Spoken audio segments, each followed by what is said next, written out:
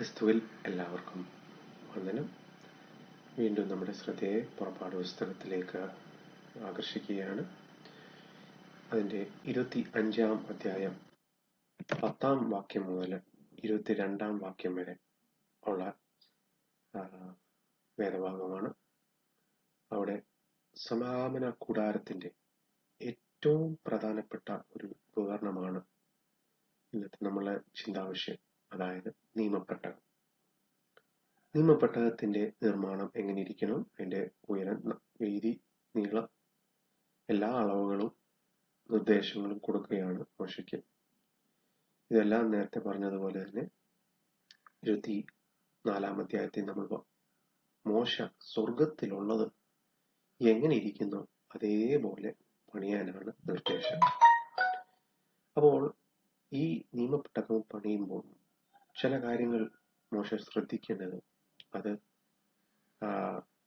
Acacia എന്ന് പറഞ്ഞ തടിയും അതിൻ്റെ മണ്ടയ്ക്ക് സ്വർണം പൂശിയും, അതുപോലെ തന്നെ അതിൻ്റെ നിയമപ്പെട്ടകത്തിൻ്റെ ലിഡ് അല്ലെങ്കിൽ അതിൻ്റെ അടപ്പ് എന്ന് പറയുന്നത് ഫുൾ ഗോൾഡ്, മൊത്തമായിട്ട് സ്വർണം കൊണ്ടുണ്ടാക്കുകയും അടപ്പിൻ്റെ മണ്ടയ്ക്ക് അതിൻ്റെ മേലെ കെരുബുകള് അതിന്റെ ചിറകുകള് മേലോട്ട് ഉയർത്തിയും അതിന്റെ മുഖം അങ്ങോട്ടും ഇങ്ങോട്ടും തിരിച്ച്, അതായത് അങ്ങോട്ടും ഇങ്ങോട്ടും നോക്കുന്ന രീതിയിൽ വേണം ഈ കെരുബുകളെ ഒറ്റ കഷ്ണം സ്വർണം കൊണ്ട് വേണം അതിന്റെ അടപ്പുണ്ടാക്കാൻ. കൂടാതെ ഈ കെരുബുകളുടെ മുഖം ആ അടപ്പിന്റെ മേലെ ഇരിക്കുന്ന രീതിയിൽ വേണം ഇതിനെ ഉണ്ടാക്കാൻ. ഫുൾ ഗോൾഡ് അല്ലെങ്കിൽ മൊത്തം സ്വർണമായിട്ട് അതിന്റെ അടപ്പുണ്ടാക്കും. പല കാര്യങ്ങളാണ് നമുക്ക് ഇതിനെക്കുറിച്ച് ചിന്തിക്കാനുള്ളത്. കാരണം ഇതിപ്പോ ഏറ്റവും പ്രധാനപ്പെട്ട ഒരു ഉപകരണമാണ്, ഒരു ഫർണിച്ചറാണ് ഈ സമാഗമന കൂടാരത്തിൽ നിയമപ്പെട്ടകം എന്ന് പറയുന്നത്.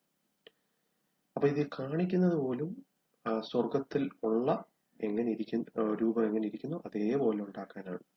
ഇത് ഏറ്റവും പ്രധാനപ്പെട്ട കാര്യം എന്താണെന്ന് ചോദിച്ചു കഴിഞ്ഞാൽ, നമ്മളും ഒരു സമയത്ത് നമ്മളെ, അതായത് വിശ്വാസികളായിട്ടുള്ള ക്രിസ്തുവിൽ വീണ്ടും ജനിച്ച എല്ലാവരും സ്വർഗത്തിലെത്തുമ്പോൾ നമ്മൾ ഇത് കാണാൻ പോകുന്ന ഒരു ഫർണിച്ചറാണ് ഈ നിയമപ്പെട്ടകം എന്ന് പറയുന്നത്. വെളിപ്പാട് പുസ്തകം 11:19 ശിഷ്യനായ യോഹന്നാൻ വീണ്ടും അത് കാണാൻ സാധിച്ചിട്ടുണ്ട്, സ്വർഗത്തിൽ ഇരിക്കുന്ന നിയമപ്പെട്ടകം. അപ്പൊ ആ നിയമപ്പെട്ടകത്തിന്റെ പ്രത്യേകത എന്ന് പറയുന്നത്, ഈ നിയമപ്പെട്ടകത്തിന്റെ കെരുബുകളുടെ നടുവിൽ നിന്നുള്ള ആ മേഴ്സി സീറ്റ് അല്ലെ കരുണാസനത്തിൽ നിന്നുള്ള ആ ഒരു സ്ഥലത്തു നിന്നാണ് ദൈവം മോശയോട് മീറ്റ് ചെയ്യാമെന്ന് പറയുന്നതും, അവിടെ നിന്ന് മോശയോട് സംസാരിക്കുകയും ഇസ്രായേൽ മക്കൾക്ക് നിയമങ്ങൾ കൊടുക്കുന്നതും, ഇവരുടെ നടുവിൽ ഇരുന്നുണ്ട് ദൈവത്തിന്റെ സാന്നിധ്യവും അവരുടെ നടുവിൽ ഈ നിയമപ്പെട്ടകത്തിന്റെ മേലിലുള്ള അടപ്പിന്റെ മണ്ടയ്ക്കൊന്നാണ്. കൂടാതെ ഇതിന്റെ മണ്ടയ്ക്ക് ഭാവിയിൽ ഇവര് വെക്കാൻ പോകുന്നത്, ദൈവം മോശയ്ക്ക് കൊടുക്കുന്ന നിർദ്ദേശങ്ങൾ നിയമപുസ്തകമായിട്ട് എഴുതി തന്നെയല്ല, ദൈവത്തിന്റെ കൈ കൊണ്ട് ഉണ്ടാക്കിയ അല്ലെങ്കിൽ ദൈവത്തിന്റെ കരം കൊണ്ട് എഴുതിക്കപ്പെട്ട കല്ലുകളിൽ എഴുതിയ ടാബ്ലറ്റ്സ് ആണ് ഇതിന്റെ ഉള്ളിൽ വെക്കുന്നത്. അപ്പോൾ ഈ നിർദ്ദേശങ്ങൾ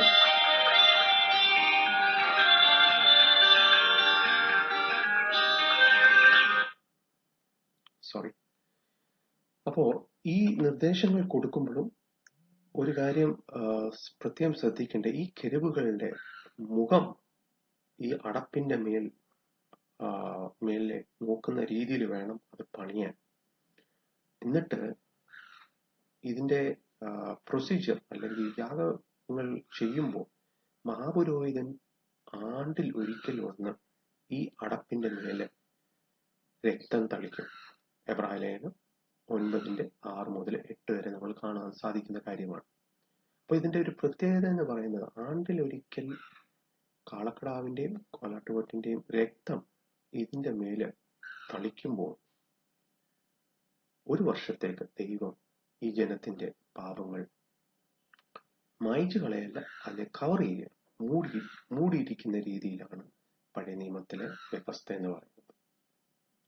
പുതിയ നിയമത്തിൽ കാര്യങ്ങളുടെ കിടപ്പ് വേറെയാണ്. കാരണം പുതിയ നിയമത്തിൽ യേശുക്രിസ്തു, ഒബ്രാലേഖനം 9:11 മുതൽ 12 വരെ നമ്മൾ വായിക്കുന്നത്, സ്വർഗത്തിലുള്ള ഈ നിയമപ്പെട്ടകത്തിന്റെ മേലെ യേശുക്രിസ്തുവിന്റെ സ്വന്തം രക്തം കൊണ്ട് നമ്മുടെ മഹാപുരോഹിതൻ ആണ്ടിലൊരിക്കൽ കയറുന്ന രീതിയിലല്ല, എന്നേക്കുമായിട്ട് കയറി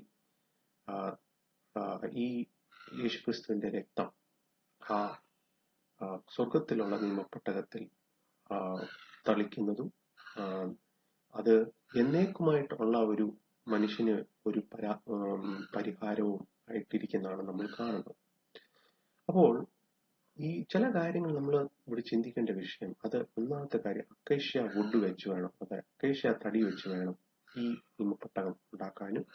കൂടാതെ അതിന്റെ മേലിൽ അടപ്പൊഴിച്ച്, ഈ നിയമപ്പെട്ടകത്തിന്റെ അടപ്പൊഴിച്ച് അക്കേഷ്യ വുഡിൽ തടി വെച്ച് ഉണ്ടാക്കുകയും അതിനെ സ്വർണം കൊണ്ട് പൂശുകയും ചെയ്യണമെന്നാണ്. മൊത്തത്തിൽ കാണുമ്പോൾ സ്വർണം കൊണ്ട് ഉണ്ടാക്കിയ രീതിയിലാണ് ഇതിരിക്കേണ്ടത്, നിയമപ്പെട്ടകം ഇരിക്കേണ്ടത്. അപ്പൊ ഇത് കൊടുക്കുന്ന നിർദ്ദേശത്തിൽ നമുക്ക് കാണാൻ സാധിക്കുന്നത് എന്താണ് ഈ കാര്യങ്ങൾ എടുത്തു കാണിക്കുന്നത്. അക്കേഷ്യ തടി വെച്ചുണ്ടാക്കിയിരിക്കുന്ന അത് ക്രിസ്തുവിനെ, വീണ്ടും അത് ക്രിസ്തുവിനെ തന്നെയാണ് കാണിക്കുന്നത്. അതായത് 100% ദൈവവും 100% മനുഷ്യനായ യേശുക്രിസ്തുവിനെയാണ് കാണിക്കുന്നത്. മനുഷ്യരൂപം എടുത്ത യേശുക്രിസ്തു മനുഷ്യൻ ഏതൊക്കെ വികാരങ്ങളിൽ കൊടുക്കാന്ന് വന്നു, വിശപ്പ്, ദേഷ്യം, സന്തോഷം, ഡിപ്രഷൻ, അല്ലെങ്കിൽ വിഷമം, ഇതൊക്കെ മനുഷ്യൻ എന്ത് അനുഭവിക്കുന്നു ഈ ജീവിതത്തിൽ, അതെല്ലാം യേശുക്രിസ്തു അനുഭവിച്ച മനുഷ്യനായ ദൈവം ഇതിനെയാണ് എടുത്തു കാണിക്കുന്നത്. പക്ഷെങ്കിൽ സ്വർണത്തിനെ കാണിക്കുന്നത് അത് ദൈവം, സ്വർഗത്തിൽ നിറങ്ങി വന്ന ദൈവത്തിനെയാണ് കാണിക്കുന്നത്. ദൈവത്വം ഉണ്ട്. ക്രിസ്തു 100% ദൈവവുമാണ്. അതേ സമയത്ത് വീണ്ടും സ്വർണം കാണിക്കുന്നത് വിശുദ്ധനായ ദൈവത്തെയാണ് കാണിക്കുന്നത്. ആ വിശുദ്ധനായ ദൈവത്തിന്റെ വിശുദ്ധിയെ കാക്കുന്ന കെരുബുകളെ ഉണ്ടാക്കാനാണ് നിർദ്ദേശം കൊടുക്കുന്നത്. ഈ ഒരു വേദഭാഗത്തിൽ നമ്മൾ ശ്രദ്ധിക്കപ്പെടേണ്ട ഒരു കാര്യം, ഉൽപ്പത്തി പുസ്തകം 3:24 കാണുന്ന രീതിയിലുള്ള കെരുബുകളല്ല പുറപ്പാട് പുസ്തകത്തിൽ 25-ാം അധ്യായത്തിൽ 10 മുതൽ 22 ഇവരോട് നിർമ്മിക്കാൻ പറയുന്നത്. കാരണം ഈ കെരുബുകൾ, അതിനകത്ത് നിങ്ങൾ ശ്രദ്ധിച്ചാൽ ഉൽപ്പത്തി 3 അവസാനത്തെ വാക്യത്തിൽ കാണുന്ന കെരുബ് എന്ന് പറയുന്നത്, അവരുടെ ആ കെരുബിന്റെ കയ്യിൽ മിന്നുന്ന വാളുകൾ ഉണ്ടായിരുന്നു. ജീവന്റെ വൃക്ഷത്തിലേക്ക് മനുഷ്യനെ അടുപ്പിക്കാതിരിക്കാൻ വേണ്ടി മിന്നുന്ന വാളുകൾ. പക്ഷെങ്കിൽ നിയമപ്പെട്ടകം ഉണ്ടാക്കുമ്പോൾ ഈ കെരുബുകളുടെ കയ്യിൽ വാൾ ഇല്ല, ആയുധമില്ലാത്ത കെരുബുകളെയാണ് നമ്മൾ ഇവിടെ കാണുന്നത്. എങ്കിൽ പോലും ദൈവത്തിന്റെ വിശുദ്ധ നിവാസത്തിലേക്ക് മനുഷ്യന് പ്രവേശനമില്ല. വിശുദ്ധമായ സ്ഥലമാണ്. എങ്കിൽ പോലും ദൈവം അവരുടെ ഇടയിൽ വന്ന് ഈ കെരുബുകളുടെ നടുവിൽ നിന്ന് ഇവരോട് സംസാരിക്കുകയും അതിനുള്ള ആ ഒരു അവസ്ഥയിലേക്ക് മാറ്റങ്ങൾ വന്നിരിക്കുകയാണ്. പർവ്വതത്തിൽ ദഹിപ്പിക്കുന്ന അഗ്നിയുടെ അതേ ദൈവം തന്നെയാണ് ഇപ്പോൾ ഇവരുടെ നടുവിൽ വന്ന്, കെരുബുകളുടെ നടുവിൽ നിന്ന് ഇവരോട് സംസാരിക്കാനായിട്ട് ഉള്ള പദ്ധതി ഒരുക്കുന്നത്. വീണ്ടും നമ്മൾ കാണുന്നത് ഇവരുടെ ചിറകുകൾ മേളിലോട്ട് ഉയർത്തി ഈ കെരുബുകളുടെ മുഖം കരുണാസനത്തിലോട്ട് ഇങ്ങനെ കുരിച്ച് നോക്കുന്ന രീതിയിലാണ് ഇത് പണിയേണ്ടത്. അവിടെയാണ് നമ്മൾ ശ്രദ്ധിക്കേണ്ട ഒരു വിഷയം, ഈ നിയമപ്പെട്ടകത്തിന്റെ ഉള്ളിൽ വെക്കുന്നത് ദൈവത്തിന്റെ കൈ കൊണ്ട് എഴുതപ്പെട്ട കല്ലുകൾ, നിയമക്കല്ലുകളാണ്. അവിടെയാണ് നമ്മൾ ശ്രദ്ധിക്കേണ്ട ഒരു വിഷയം,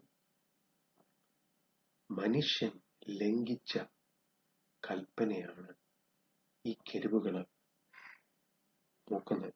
താഴോട്ട് നോക്കുകയാണ് കരുണാസനത്തിൽ. അപ്പോൾ മനുഷ്യൻ കൽപ്പന ലംഘിക്കുമ്പോൾ മനുഷ്യന് അർഹതയുള്ളത് എന്താണ്? ശിക്ഷയാണ്. റോമാലേഖനം 3:23 നമ്മൾ വായിക്കുന്നത് പാപത്തിന്റെ ശമ്പളം മരണമാണ്. അപ്പോൾ മരണത്തിന് വിധിക്കപ്പെട്ട മനുഷ്യൻ, മരണത്തിന് വിധിക്കപ്പെട്ട, അതായത് ദൈവത്തിൽ നിന്ന് എന്നേക്കുമായിട്ട് അകൽച്ചയാണ് ഈ മരണം എടുത്തു കാണിക്കുന്നത്. പാപത്തിന്റെ ശമ്പളം. അവിടെയൊക്കെ ദൈവത്തിന്റെ വിശുദ്ധിയെ കാക്കുന്ന കെരുബുകൾ ഇതിന് ഒരു കണ്ണടയ്ക്കണമെന്നുണ്ടെങ്കിൽ, ഈ നിയമത്തിന് കണ്ണടയ്ക്കണമെന്നുണ്ടെങ്കിൽ ഈ കരുണാസനത്തിൽ രക്തം തളിക്കപ്പെടണം. രക്തം തളിക്കപ്പെടുമ്പോൾ 1 വർഷത്തേക്ക് ദൈവജനത്തിന്റെ പാപങ്ങൾ മറയ്ക്കപ്പെടുക. വീണ്ടും ഞാൻ ഉപയോഗിക്കുന്ന പദം മറയ്ക്കപ്പെടും, കവർ ചെയ്യുക എന്ന് മാത്രമേ ഉള്ളൂ. അതുകൊണ്ടാണ് ആണ്ടുംതോറും വീണ്ടും വീണ്ടും ആ പാപത്തിനെ എടുത്തു മാറ്റുന്നില്ല, അല്ലെങ്കിൽ ദൂരോട്ട് എടുത്ത് കളയുന്നില്ല, മറയ്ക്കുക മാത്രമാണ്. അല്ലെങ്കിൽ 1 വർഷത്തേക്ക് ദൈവം കണ്ണടക്കുകയാണ്. ഇതിന്റെ പോരായ്മ എന്ന് പറയുന്നത് ആണ്ടുതോറും വീണ്ടും വീണ്ടും ഈ പാപത്തിനെ കുറിച്ച് എനിക്ക് ഓർമ്മ വരും. കാരണം വീണ്ടും അടുത്ത വർഷം ഈ പാപത്തിന് പരിഹാരം, അല്ലെങ്കിൽ ഈ പാപത്തിന് വേണ്ടി ഈ കരുണാസനത്തിൽ രക്തം തളിക്കപ്പെടണം. അപ്പോൾ അത് പാപത്തിന് ചെയ്തു പോയ പാപത്തിനെ മറക്കാനാണ് മനുഷ്യൻ ആഗ്രഹിക്കുന്നത്. അവിടേക്ക് വീണ്ടും വീണ്ടും ഈ പാപത്തിനെ കുറിച്ച് ഓർമ്മ വരുമ്പോൾ മനുഷ്യന്റെ ആത്മാവ്, അല്ലെങ്കിൽ മനുഷ്യന്റെ ദേഹിക്ക് അത് ഒരു ക്ഷീണം തന്നെയാണ്. ദൈവസന്നിധിയിലുള്ള സന്തോഷം, ദൈവത്തിനെ ആരാധിക്കാനോ സന്തോഷം അനുഭവിക്കാനോ സാധിക്കത്തില്ല.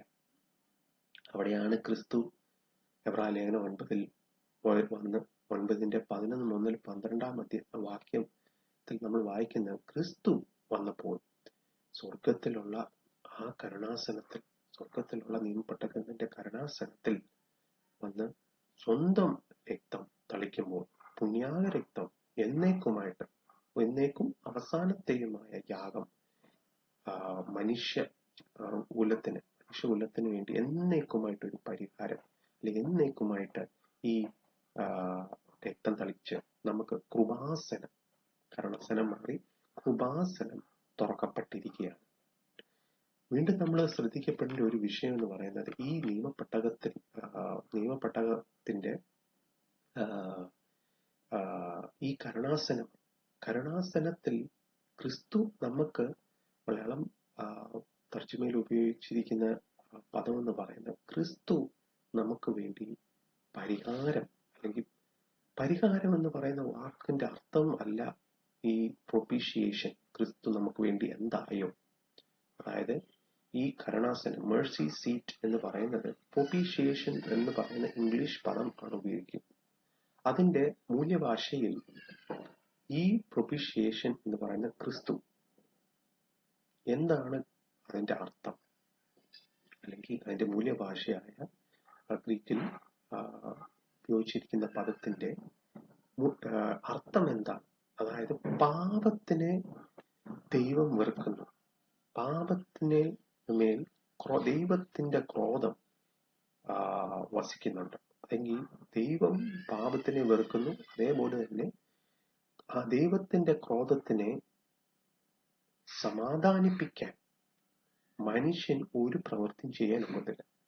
അവിടെയാണ് ക്രിസ്തു രംഗപ്രവേശനം ചെയ്ത് ആ ദൈവത്തിന്റെ അതേ ക്രോധത്തിൽ, ആ ദൈവത്തിന്റെ ക്രോധം മുഴുവൻ ക്രിസ്തുവിന്റെ മേൽ ഒഴിക്കുമ്പോൾ, പോർ ഔട്ട് ചെയ്യുമ്പോൾ, ക്രിസ്തു എന്നേക്കുമായിട്ട് പ്രൊപ്പിഷിയേഷൻ ആകുകയാണ്. അതായത് ദൈവത്തിന്റെ ക്രോധത്തെ സമാധാനിപ്പിച്ചിട്ട് മനുഷ്യനെ അടുപ്പിക്കാനുള്ള പ്രവൃത്തിയാണ് ഈ പ്രൊപ്പിഷിയേഷൻ, അല്ലെങ്കിൽ മലയാളത്തിൽ ഉപയോഗിച്ചിരിക്കുന്ന പ്രായച്ചിത്തം എന്ന് പറയുന്ന വാക്ക്. ശരിക്കും പ്രായച്ചിത്തം എന്നുള്ള വാക്കിന്റെ അർത്ഥം എന്തെങ്കിലും ഒന്ന് ചെയ്യുകയാണെന്നാണ്, അല്ലെങ്കിൽ ചെയ്തു പോയ തെറ്റിനെ തിരുത്താൻ വേണ്ടി, അല്ലെങ്കിൽ അതിനു വേണ്ടി എന്തെങ്കിലും ഒന്ന് ചെയ്യുകയാണ് ഈ പ്രായച്ചിത്തം എന്നുള്ള വാക്കിന്റെ അർത്ഥം. പക്ഷെ പ്രൊപ്പിഷിയേഷൻ എന്ന് പറഞ്ഞാൽ ദൈവത്തിന്റെ ക്രോധത്തെ സമാധാനിപ്പിക്കുന്ന പ്രവൃത്തി, അതാണ് പ്രൊപ്പിഷിയേഷൻ. അതാണ് ഈ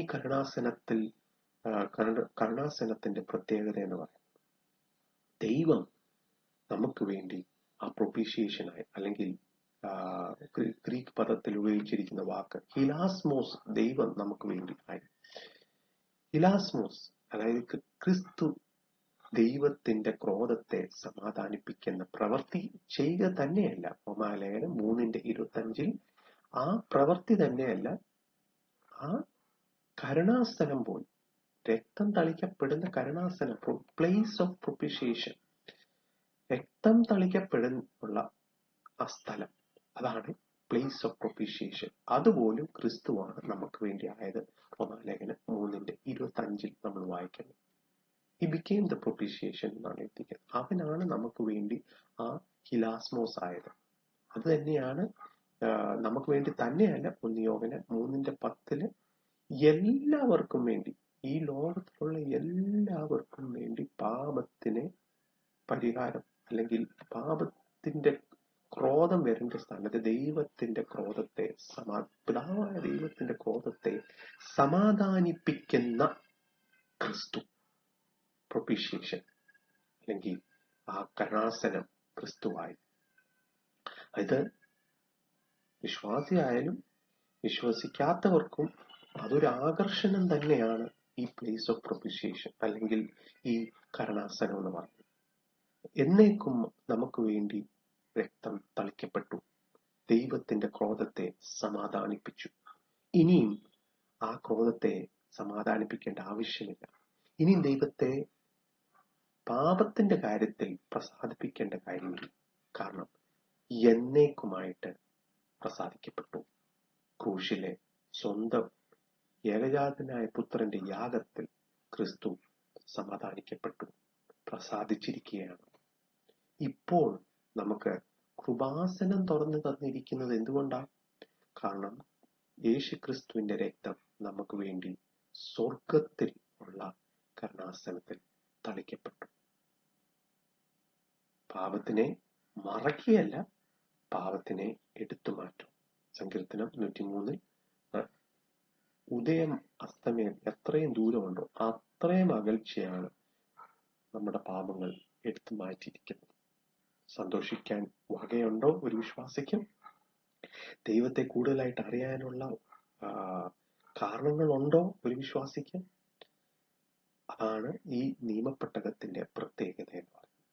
ഈ വിഷയങ്ങൾ നമ്മൾ കൂടുതൽ ഈ നിയമപ്പെട്ടകവും സമാധാന കൂടാരം പഠിക്കാനും ധ്യാനിക്കാനും അത് ഹൃദയത്തെ സന്തോഷിപ്പിക്കാൻ ഇടയാകട്ടെ എന്ന് പ്രാർത്ഥിച്ചുകൊണ്ട് എൻ്റെ വാക്ക്